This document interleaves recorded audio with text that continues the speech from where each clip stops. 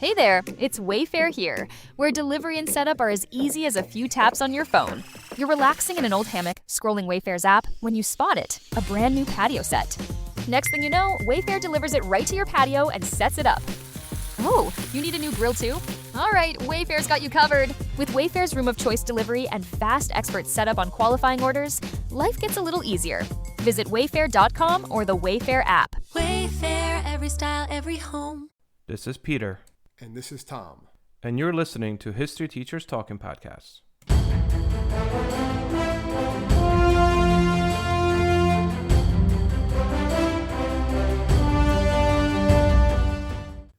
All right, this is Peter Zablocki and Thomas Reska, and welcome back to our podcast. Tom, what do we got? Well, today we're going to talk about one of the most infamous aviation disasters ever. It happened right here in our home state of New Jersey. So we're looking at the humanity, right? We're looking at the Hindenburg air disaster, which actually the anniversary is coming up. It happened on May 6th, so the anniversary is coming up. It is coming up. Look at that.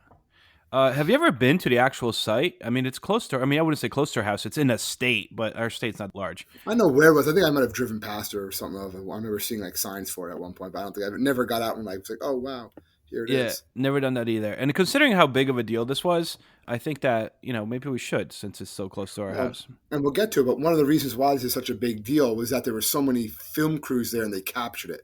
So if you really look at it, was it a disaster? Yes. Something that I knew about this, but I'm always shocked when you tell other people when we discuss it, is that not everyone died. Like people think this thing blew up. Everyone must have been like, oh, hundreds of people died. And that wasn't true. Obviously it was a loss of life. I'm not trying to diminish that. But people actually survived. There are only 35 fatalities. You see this massive thing blowing up, but just seeing it and seeing in the newsreels coming out was a big deal. That's what it really was. The fact that everyone could see this happening. So you're not just reading about it, but it's the visual. Obviously, you see this later in the 1980s where you have the Challenger explosion, things like that. People from our generation, I hate to bring it up, but we talk about like 9/11, see the towers come down. Like you see these horrible events happening. This is one of the first times that people were able to see these horrible events happening. It was recorded. Happened, it was recorded. There was multiple news agencies there, so they were all talking about it. And even a radio, radio. So just kind of like a quick recap, and then we'll get into more specifics as we get going. But it's May 6th, as you mentioned, 1937, and the German Zeppelin Hindenburg, which at the time is considered, you and I talked about this before we click record, one of the largest 804 feet long. So that's about 3 times the length of a Boeing 747. It's a little small, about 80 feet smaller than the Titanic. So this thing was basically a flying, floating Titanic. Filled with hydrogen, which we'll get to. Yeah, which we'll get to, and why. Yep. So the Hindenburg explodes, right, over, fills the sky above Lakehurst, New Jersey. And what happens at that point is this massive airship just, the tail first, falls into the ground. You see the images of this. While its nose starts kind of projecting upwards and blowing smoke like a dragon, more or less. And then essentially what starts to happen is some of the passengers and crew members jump out 12 feet in the air to safety while others burn, which is why, as we mentioned before, out of 97 people on board, that includes the crew, 62 survived. But at the time, the Hindenburg was supposed to be ushering this new age of airship travel. Like this was supposed to be the new big deal. And instead, this crash actually almost instantaneously brought the age to an abrupt end. And from this point forward, passenger airplanes became the number one means of travel. This more or less ended it. People were like, I don't want to be traveling with this massive flammable gas-filled balloon. And this was also, as you mentioned, the first massive technological disaster that was caught on film. And although there was no television yet in 1937, the reels of this were shown in movie theaters. And people were like, oh my gosh, like this is actually happening. And perhaps more importantly, the radio itself, radio reporters recorded this. They kind of play by play as if you're watching a ball game. And then what ultimately happens, that gets shipped to radio stations right away. And it starts, it gets like the life of its own, more or less. So it was like the Titanic. It was a Titanic in the air, and there's Nazis involved, and there's conspiracy theories involved, and there's obviously a disaster like the size of Titanic. There's a lot of cool things here too. There's a lot of things going on with this. Yeah, there's a lot of things going on. And like you were saying, like when you said Titanic, it's actually a good analogy because this was also like a luxury way to travel. Oh my So God, this was it's, crazy. Did yeah, you read about it this? was Like this is it was the fastest way to get across the Atlantic during this time. It was much faster than the ocean liner, but they had the interior. Even nowadays, it's fancier than anything like airplanes have now. I guess first class, not even first class, like private planes might have some of this stuff. yeah. But they had meals in a dining room. They had a fancy piano and a lounge. They slept in comfortable cabins. There was even a cigar shop and a smoking room on this, which I don't Yep. understand how they would have that again when they're With filling it up with hydrogen and they're having a yeah. cigar thing. But they talked about this. There was a lot of like research that like things put in there. Like the ship itself was the material was not flammable, but it was filled with flammable material. So Yep. and it was spark resistant. It just wasn't spark resistant enough. And it was kind of like a perfect. Literally, there what we'll get into, I guess. But there was a storm going on when they tried to land in New Jersey, Yeah. and it was really the perfect storm with what they did, everything else that was going on. You mix that with the hydrogen, that was kind of leads to the disaster. But this was not the ship. Actually, this was the ship's 63rd flight. Like it was successful. It wasn't like it was a first voyage and it blows up. So this was Yep. everyone thought this was like the next big technological thing. They were going to have these airships. The United States had these types of airships. Nowadays, you really just see these things at like the Goodyear blimp flying over. About like Super Bowl and football games. Yeah, And every stuff time like when I that. was a little kid, and I would see that like flying, and like you see it along the New York skyline or above the Yeah, Giant Stadium. you see the blimps every now and then. Yeah, now you see Yeah. small ones sometimes. I remember being a kid, like the turtle blimp was the one toy I always wanted that I never got. You know, the Ninja Turtle blimp. I bet you that But I costs a kind lot of of looked money up. right now. Probably. That They has. re-released a newer one. I remember seeing it, but they changed it. I was like, hey, you know what? Can't get it. Just, All these luxury cabins, they're located within these two. I don't want to call them compartments because they're like the size of like I can't even compare it to. It's like portions of a ship. There's two of these structures that are basically attached to the bottom of the balloon itself, and to those two structures, one on each end, they're not connected in a sense you could go between one another. There's like two different cabin sets, I guess. There to them you have the actual engines that are attached to them, and the engines determine the speed, obviously, while there's a weighing mechanism within the actual blimp itself where it includes some water as well, based on what I was researching, that would basically move and be able to shift the weight of the balloon to either the front or the back, which would allow for it to descend. And that's how they would wind up, ascending or descending using this like weird weight, while the engines, propeller engines that were connected to actual compartments, these humongous compartments that held all the cabins and everything else, that's what made it go forward. So, it's you guys could obviously Google pictures of it, but more or less that kind of explains how that thing worked.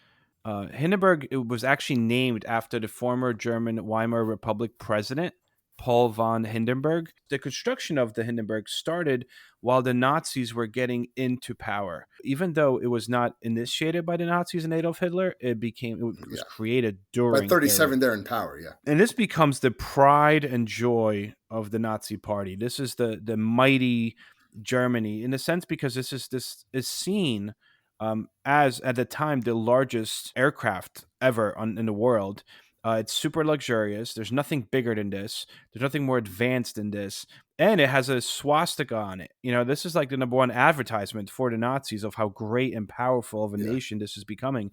In 1936, when we have to remember that, or 37 even, that the United States, as well as the rest of the world, is deep in a depression, and the U.S. is about to hit a recession within a depression in 1938. So, this is kind of like the calling card of the Nazis. Like, yes, look what we're Yeah. doing. We And you can see span the world. pictures of this. Think about it, this is a massive, like over 800-foot giant silver floating, whatever you want to call Hot it, air cylinder balloon, in I the guess, sky, right? in the sky with giant swastikas on it. Yeah. And you would Yeah. see it's obviously it means a little bit different Connotation. nowadays than it did when we kind of know what's going to take place. This is before the war. This is in 37. But those feelings, I mean, the Nazis were not hiding what they were in Yep. 37 either. So people knew, and that's one of the reasons why we'll talk about, like, I guess, some sabotage, or people think there could have been sabotage at first. Yep. Or there was some talk of that because it was not, some people didn't like that fact of what was going on with that. No. And the ship itself, too, technically, when it was designed, initially when it was designed, it was supposed to be designed for helium. And we'll get to in a second why this one didn't have it. But it could either have helium, hydrogen, or hot air. And as opposed to a hot air balloon, where you continuously blow in hot air in it, and then once you stop blowing the hot air, the actual balloon deflates. This doesn't. It has a rigid frame that's constructed of these rings. So the actual balloon, the blimp, I guess, stays in that same structure at all times. And within it, you have these special gas cells that are kind of self-contained, and that makes sure that this blimp remains, or rather maintains, its shape without ever deflating like a hot air balloon. And there's 16 gas cells that basically kept this Hindenburg up in the air. Now, they were designed initially to be filled with helium, and helium was already at the time known to be much safer than hydrogen because it was non-flammable, which makes sense, right? However, the Germans could not obtain helium. It was extremely expensive, It was rare at the time too. super But I rare. believe most of the deposits were here in the United States. Yep, At or the the time. Soviet Union. Yeah, nowadays it's different. You can synthetically, I guess, make helium, Yeah. right? You can go to your Party City, any store like that, right, and buy helium. You can buy helium tanks. But back in the 30s, that wasn't the case. So it was much more expensive, and there was no way for them to really get it. And the Soviet Union and the United States definitely weren't going to give them Exactly. The that U.S. was amount- like, that yeah, amount of helium we're not selling this to the Nazis. because they're Nazis. Yeah, and it was the same thing with the Soviet Union. They're like, well, that's just not happening. Yeah. The Soviet Union really wasn't trading with anybody. Stalin wasn't even messing around with anybody at that time. Yeah, the U.S., as you mentioned, U.S. actually was making more helium than Like the whole world combined. Yeah, that's what they. and like, it then was just- we're just like, yeah, not selling that. I don't know what we were doing all that helium, but Yeah, right. we I mean, it's not like they were blowing like birthday balloons. I don't they know. were having like some clown parties and stuff like that. All right, so let's get into the actual crash, and then we'll talk about some, possibilities of what might have happened, or at least what people believe happened, and finish up with some fun facts. Basically, there's a few things going on with this disaster. Yeah. It started its last flight May 3rd, right, 1937. It had 36 passengers, 61 officers and crew members and trainees. Like we said before, it was its 63rd flight. So it's just coming across the Atlantic, and it finally gets to the United States by noon May 6th. They're behind schedule. And the pilots really just wanted to get it done. They wanted to. It was becoming a big deal that people were waiting for the Hindenburg to land because, again, this thing is a huge airship. It's the largest airship that was ever made. As they're coming down, it's also bad weather, so it's a storm going on. It's misty. It's raining. There's a thunderstorm. You really don't want a thunderstorm with hydrogen. So that's one reason they're saying it's sketchy. But so also they did something called a high landing. Basically, to bring these ships in, they would basically drop cables down, and the ground crew would come and grab these cables and then tie them up, and then the propellers would like slow down, and almost like they would almost slowly pull this thing. They'll pull it down, like, yeah. Manpower. Yeah, it's not like it doesn't Pulleys. land. Exactly, it doesn't land like airplanes, or it doesn't just like hover and stop. Yeah. You have to have people actually like tie it to the ground and stuff like that. That What just they seems think so is- unsafe. Doesn't that seem so unsafe? Well, they said it's definitely unsafe. It was Yeah, always they tied it unsafe, to dangerous. pulleys, right? I think they tied it to some tied to pulley pulleys. systems. Yep. And coming down, what's called this high landing, is they dropped it even when the blimp was much higher in the air. The low landing is what is normally recommended, and what they would normally do during a storm is it would come even lower. It would come much lower before they dropped off. This altitude, they said they started dropping at about 600, 400 feet. They started dropping the lines, and these things are just flying all over the place. And there's a couple of theories is that if one, they grounded, created static electricity. Another is these cables just kind of hit each other. And if there was any sort of hydrogen leak, that's what's going to spark the flame pretty much instantly. It's just going to spread throughout the ship. So as they're doing that, that's basically what happened. And this ring of fire basically starts just taking over the ship, and the ship burns in 32 seconds. So that just shows you how fast this is. So there must have been some sort of leak somewhere. They believe it has to be something. That gas must have been escaping, and the ground crew and everyone, they try to do it, but within 32 seconds, the whole thing's engulfed in flame. Yeah, NASA did a study later, an analysis. They got these NASA guys that obviously know what they're doing, and they looked at the spread rate of the flame itself, of how quickly it burnt. I mean, it was like 49 feet per second. It was like one, boom, 49 feet just burnt. Like it literally spread like crazy. So people that are watching this, once that fire sets in the back, within 32 seconds, the thing's down on the ground. Like that's... people are watching this like, oh my gosh, I can't believe this is happening. Meanwhile, there's still cables of people holding on to them down at the bottom. And the reason we have some survivors, because as I mentioned before, some people just jump out of this thing.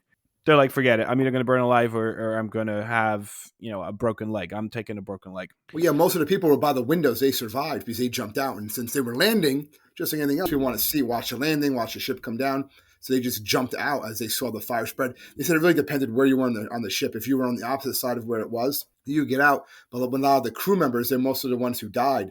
They were the ones like within that were stuck inside the ship. There was one that actually he passed out from the heat that I was reading about. But then like fire extinguisher kicked on, like a water bucket dumped on him. That's basically what it was back then. And it woke him up, and he was able to get out. like right before it No, crashed. never know. And the reason this is like it starts at like it's just 7 p.m. After 7 p.m. It's getting dark. Like I said, the weather is terrible, um, and the weather was so bad, as you kind of alluded to, Tom, that this ship they kept on being redirected. Every time it got close to New Jersey, they were told not yet. So then the pilot is like, all right, well, I guess we'll go check out like New York City. And that's one reason why they kind of rushed the landing when they did get there. They just dropped these lines because they just want to get it done. They were tired. They were done. That was it. Because it was such a big deal, there was actually tours allowed for as the actual Zeppelin was on the ground. Like so, while passengers got out and before new passengers got on, there's a lot of people on that field that bought tickets to be able to board the famous Zeppelin Hindenburg, which was actually called off because of how much time this was. So the captain called it off. It's like, yeah, it's not going to happen. We're going to go in, get what we need, get this prepped for our next trip. And the reason why there were so many people there is as you mentioned before, Tom, the press that was there is because I believe this was the first transatlantic flight of that year for the Hindenburg, wasn't it? Yeah, So it was it one of was the like the first one ones. Yeah. chance you're going to see it. You don't know if you're going to see it for another year or whatever. It was normally it was just flying around Europe, crossing the Atlantic. And again, it did the Atlantic very fast. We're saying it crossed the Atlantic in 3 days. No one today is going to, I guess ocean liners do, right? They take time. But like, if you're going to go to Europe, you're not waiting 3 You're days. flying. Yeah, you're flying 8 taking hours. a plane, Bam. you're going over. But Yeah. this was like luxury travel. It was the fastest you could do it. 3 days. Oh my God. I can get from Europe to North America in 3 days. This is crazy. And, it just shows how technology, wait till what it's going to be in 20 more years, right? But Right. the idea is that this is like the pinnacle of technology at the time.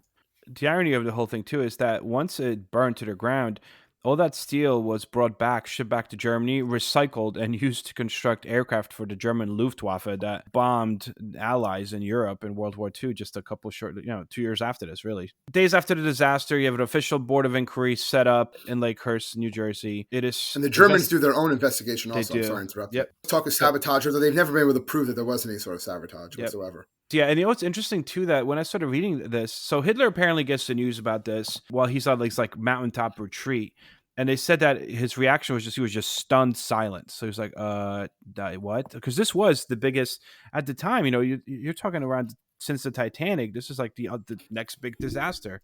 German airship pioneer and the head of the company that built the Hindenburg itself first acknowledged the possibility of sabotage. And this was kind of acknowledged by a lot of newspapers initially, just within 1 day. And then the Germans started backtracking and they were like, So Hermann Goering, who's basically the head of the Luftwaffe, the German Air Force, dismissed any forms of sabotage and called the disaster an act of God, like we bow to God's will. And at the same time, we face the future with an unbending will and passionate hearts to continue the work for the conquest of the air. And the Nazis were very quick to backtrack on the idea of sabotage. There's a book that came out in 2021 called The Empires of the Sky. And basically the author is trying to say that, if this was sabotage, that would show that Hitler was not universally loved. And that is clearly not the message that the Nazis were trying to spread, just having come to power.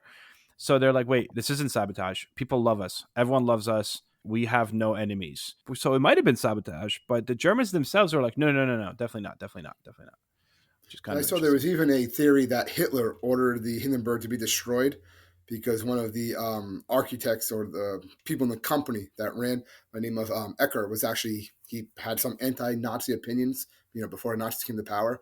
So Hitler, ordered it to be destroyed. But again, that's the Nazis were all about propaganda and showing themselves what they were. They're not going to destroy their Pride Joy airship just because of someone saying a few things. They'll kill the guy, but they're not going to destroy the airship. And there's so many things flying around the newspapers at the time of the Hindenburg because it seems so unbelievable. I mean, many people suggest that it was like definitely there's an anti-Nazi element that's responsible, right? So people said it was maybe the communists, it was anti-Nazi Germans that were upset to the new takeover essentially in government in Germany, and some people thought it was the Jews. Some people thought it was the Spaniards that were angered by Germany's support of the fascist leader Francisco Franco, right? Then, like you said, some people thought it was an inside job, right, by the Nazis. And there was even a thing, one newspaper in New Jersey stated that it might have been the Germans themselves that blew up the Hindenburg because they wanted insurance money. Then there was the FBI exam because FBI starts helping out, right? It's not their official case, but they start helping out as well because this is such a big deal. One theory was that there was like an incendiary bullet being fired from the ground. Someone said that this guy fired his bullet with fire from this one spot, and the FBI actually wound up looking at some footprints and found there was nothing there. One theory suggested it was an actual airplane above the Hindenburg, and it shot down at the flammable gas from above. Some people said it was shot down by New York City police. I mean, there's a lot. Like, if you start researching the newspapers from the time, people were just like, all right, like something crazy had to have happened to bring this down. But there is definitely, or rather, there are definitely some more believable conspiracy theories if this was sabotage. Two different men, right? I don't know if you caught the same thing, but I caught it was two men that supposedly might have done this. One was a pastor named Joseph Spah, Spah. He was like a Spy, German acrobat. He had communist beliefs, right? And Yep. anti-Nazi connections. I Yep. did see a little bit about him, yeah. Yeah, so he brought a dog. So apparently he's like a German acrobat that is of like openly anti-Nazi. And he brought a dog with him, a German shepherd that was named Ula. And this was supposed to be a surprise for his children in the United States. And he had this dog stay in a different compartment that was not near people.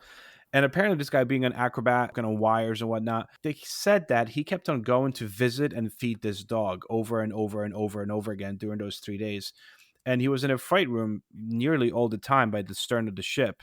So that was the first suspicion, that because this guy was in an area where, based on his acrobatic skills, he could also get somewhere dangerous, that he might have somehow during these trips to feed his dog gotten into the ship's interior and maybe done something to it, especially since he was openly very anti-Nazi. And even during this trip, he would get in conversations with people, and when he would belittle Nazis and make jokes about Nazis. So that was one particular theory, that he supposedly like got in there and rigged a bomb.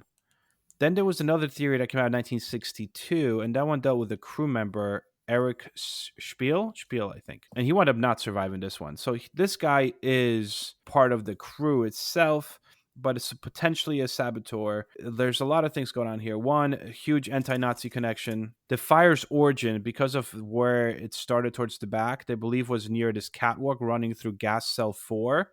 And that was the area that it was off limits to anyone except this Spiel guy. There's even paperwork that the Gestapo investigated Spiel afterwards, even during that time, like 1937, 38, because of the fact that he was so anti-Nazi. He was near the area where it supposedly started. And he was also an amateur photographer. It was very familiar with flashbulbs, which at the time had an igniter in them. So the guy was pretty decent with, being able to ignite things. Yeah. Those are the main two that... they were both investigated by the FBI and by the Germans, and they kind of couldn't really prove anything. And they said the one guy died, so they couldn't really investigate him, but they kind of couldn't find that really connected him to him. And the other guy, he didn't even know he was a suspect until years later. Yep. When I guess he heard about it, and he was kind of off put by, saying, well, what are you talking about? Like, I had nothing to do with this. They couldn't really prove that he did. There was no real connection. And most people say he wasn't the type of person that would want to do that and actually have people die. Maybe sabotage the plane from, the Zeppelin forever taking off might be one thing. Yeah. They could see him, but not that would cause innocent people to die just because of it. Like Hitler wasn't aboard the Zeppelin. Yeah. Do you have any other theories, or like we could get into like what? Well, most of the other theories were basically static shock, right? Static electricity, static shock, lightning. There's always the idea that actually did get hit by lightning, but they definitely know that it was something, electricity in the air, like a charged air.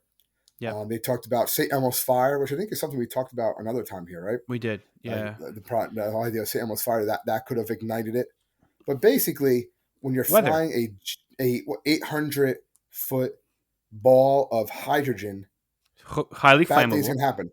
And these things have happened before. That's one other thing that I guess we have to make sure that we touch on, is that even the helium air balloons were dangerous. There was a lot of these accident-prone Zeppelins prior to the Hindenburg disaster. You had two of them just a couple years before. They had USS Akron, which 73 of 75 people died, and that was helium-powered. They crashed at sea.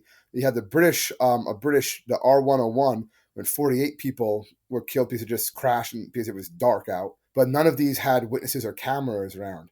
And that was the big difference here, because millions of people saw this on film.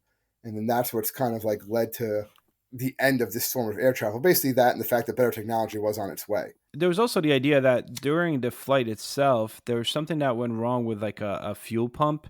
and it And then that started was pumping emitting. out the hydrogen. Yeah. Yeah, and it started emitting, but also gas, diesel gas. It started emitting diesel gas into the air, and there was a lot of statements from the people that were on the ground that they said they smelled diesel gas. They smelled gasoline. Even people that were on the ship, they said they still smelled gasoline. But even though the actual pump was fixed and there was no leak in gasoline, they said that just the sheer fact that it was still in the air, the gases of that gasoline, I guess, could easily ignite if you have any form of atmospheric electricity that could be caused by like a brush discharge, or even the wires themselves getting electrified, or and some form of a lightning strike. I mean, again, it was pouring rain. Well, they said it could also have been the different the electromagnetism ever in the air compared to what was in the ground. It was like polarizing the cables, and then it polarized the air that was surrounding the ship at different levels, and Yeah, that could cause a spark. Any spark that it happened inside the ship was going to ignite the hydrogen. Like yeah, hydrogen is just gonna that's gonna go up regardless. Like, yeah, you have to understand how flammable hydrogen is. I was reading about this. It said the Germans put a lot of safeguards in, but no matter what they did, you couldn't have all the safeguards in, and a lot of safeguards that were put in were also ignored. So that's something yeah. to remember too. You had Nuts. pilot fatigue and everything. Like this was a disaster waiting to happen, and it was a perfect storm, literally and figuratively, that caused it to happen. And we could pretty much say that today the consensus is that this really was an accident. This was not an act of sabotage. The disaster itself was a freak accident um, that basically all but ended the era of Zeppelins before it really even commenced. What essentially happens here, like I mentioned before, the Zeppelin is scrapped. The scraps are brought back to Germany. And believe it or not, even if they wanted to build more Zeppelins, because in World War One, the Zeppelins proved themselves as pretty favorable ships to drop bombs from. Within the by like they say 1942, early 1942, Britain actually bombed the production fields and factories that built the Zeppelins in Germany. So from 1942 forward, they could never really build them again. And again, this was only 4 years after this event. And then they never really rebuilt them after World War II. By then, air travel had become way above and beyond anything that anyone ever expected it to be.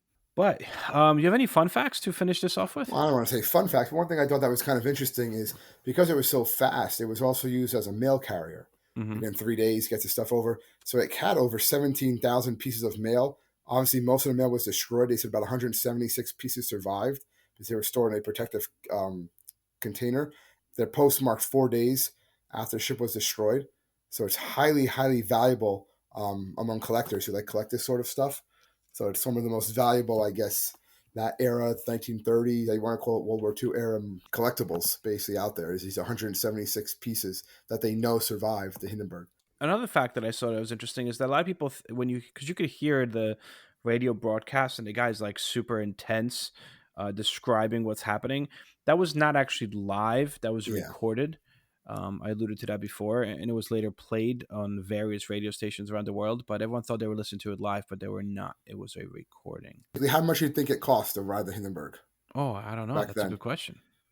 So originally, a one-way ticket was $400, which is, I think, good money in the 1930s, right? Yeah, So it you could went, fly to Florida for that much today. So like, that's a yeah. lot of money. So it went up to $450 in 1937. But they had actually that was for the first class passenger.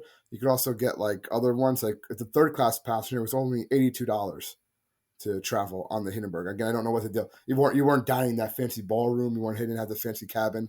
You probably didn't have access to the smoking lounge. But that was basically it. Ranged from $450 to $82 to ride the Hindenburg It's back interesting. You then. talk about the lounge. The piano in that lounge, because of the very strict weight standards, the piano was made mostly out of aluminum alloy and covered in yellow pig skin. So that way, Yeah. this grand baby grand piano really weighed less than 400 pounds, which is unheard of for a piano that size. But it was actually on board during the actual disaster. And you can also see the Hinden. Whether you can in footage, you can see the Hindenburg at the 1936 Olympic Games. That's also when it was like it traveled around, taking pictures over Berlin and stuff like that Yeah, over the Summer Olympic Games that we've talked about on a previous podcast. that's right. And kind of going along with that, the Hindenburg was like when it was developed. its first mission was really for the Nazi regime. So Nazi propaganda minister ordered the Hindenburg to make its first public flight in March 1936. That was the first official public flight as part of a joint 4,100-mile aerial tour of Germany with another Zeppelin, the Graf Zeppelin. So the two Zeppelins went around Germany, basically rallying support for the referendum that ratified the reoccupation of the Rhineland. It was Hitler's first real military move in trying to gain land or repossess land that Germany lost during World War One. So for 4 days, the airships went together and just blared patriotic tunes from huge speakers and pro-Hitler announcements from specially mounted like loudspeakers. And it also had these small parachutes that were let out of it with propaganda leaflets, and swastika flags were dropped all over German cities. The actual referendum to bring back this area of Germany, whether by force or not, it was approved by 98.8% of Germans. It's kind of interesting. And then after that, as you mentioned, in 36, it was prominently figured in a sporting Olympics event, which is kind of crazy. I mean, I think pretty sure it actually... they painted Olympic rings on the side of the Hindenburg. Yeah, on it. Yep. And pulled like a large flag behind it. Yep. So crazy. Anyway. And the other thing, I guess there is to tie it off, there is a memorial at the actual site in Lakehurst today. We're gonna go check it out, Tom. You and I are gonna stand there. We'll bring some kids because we always looking for something to do with kids in the summer, and we'll take pictures. Oh yeah, we're gonna take our little kids and be like, "Here, this is a horrible air disaster." Yeah, and they'll be like, "Can I have juice? Can I have juice?" My wife is gonna love me bringing the kids to that one. It's gonna be great. But the hangar that it was supposed to be housed in actually was designated a national landmark in 1968. 68. Oh, yeah, 68. Well, 68 is when they made a national landmark. 87, they dedicated a actual kind of an outline of where the chains were, and that was marking the 50th anniversary in 87. And you can go there. You guys just have to pre-register the tours through the Navy Historical Society. So you have some pulls in historical societies. Pete, you can get us in. No, of course I can make that work. Well, I know there's a new show on History Channel. I don't even plugging it. I know they did it's called I Was There. They kind of use computer graphics and they put this guy, the host, like at the actual event as it happens. They did like Lincoln's assassination. And the first episode, I believe, was the Hindenburg Disaster. He was like there as it happened. You could and they kind of show all these different angles because in 2021 they actually some new footage from an amateur photographer who was there filming it from underneath Hindenburg. It's the only images we have of Hindenburg before it started to catch fire. All the other ones have like it's already on. It's from underneath, and you actually can see the fire starting in like the rings as it goes. And that's like new footage that was only recently. Apparently, it always was around. Was only recently rediscovered. And that's what a lot of these like National Geographic and some of these other agencies were like re-examining the footage because of that. And they really think it had to be some sort of fuel leak and a spark with the polarization that is what created the fire. All right, now and last thing to finish us off with. Eckner, who was the actual creator and the guy that financed and owned the company that owned the Hindenburg, had a request by Goebbels to name it after Adolf Hitler. It was actually supposed to be Adolf Hitler. And Eckner, was so very much openly against the Third Reich, that he, as a diss to Hitler, named it for his predecessor, the president of the Weimar Republic, Paul von Hindenburg, refusing to name it Adolf Hitler. So this was supposed to be, this would not be called the Hindenburg Disaster. It would have been called the Adolf Hitler Disaster. He has his own disasters. So. Well, yeah, that's right. We did a podcast on that too. Yeah. Anyway, I think that concludes our podcast on the Hindenburg Disaster. You guys can find us on www.historyteacherstalkingpodcast.com. If you have any questions or if you want to just shoot us an email, please feel free to do so. We do appreciate them. Also, click the subscribe button, whatever you listen to this podcast, and please feel free to leave us a review. We definitely appreciate those. So thank you very much, guys, and we'll see you guys next week. Stay safe, everybody.